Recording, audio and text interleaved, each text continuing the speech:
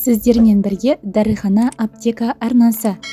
Видеоны көріңіз бұрын міндетті түрде тіркеліп кетіңіз. Саудалық атауы лимена, халықаралық патенттелмеген атауы жоқ, дәрілік түрі қынаптық суппозиторийлер.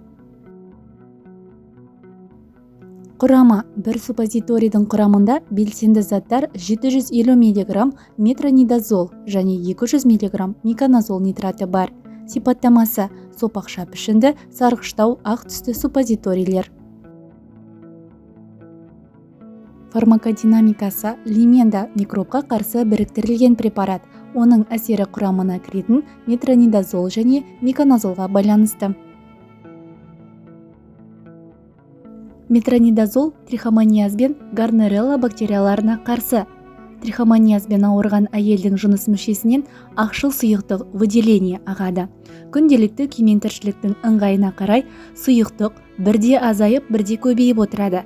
Ол жыныс мүшесінің айналасын, шап жағындағы теріні түршіктіреді.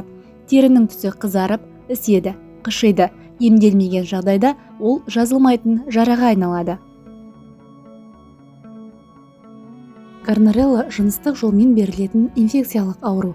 Көбінесе әйелдерде гарнерелла ағзада жағымсыз иіс, балық иісіне ұқсас, су тәрізді гомогенді көп мөлшерде бөлінді выделение пайда болуымен және ақшыл жасыл түсті сұйықтықтың бөлінуімен сипатталады.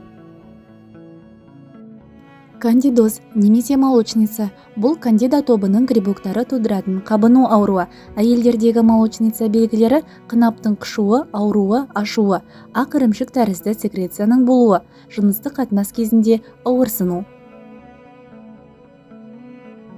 Лимена суппозиторин қынаптық кандидозда, бактериялық вагинозда, трихомонадты вагинитте, аралас жұқпалар туындатқан вагиниттерде қолдансаңыз болады.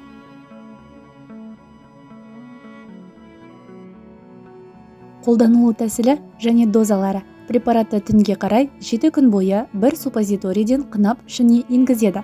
Қайталанатын вагиниттерде немесе емдеудің басқа түрлеріне төзімді вагиниттерді емдеу курсын 14 күнге дейін ұзартуға болады. Қынаптық суппозиторийлерді қаптамада болатын бір реттік саусақ қаптың көмегімен қынапқа тереңдете енгізу керек.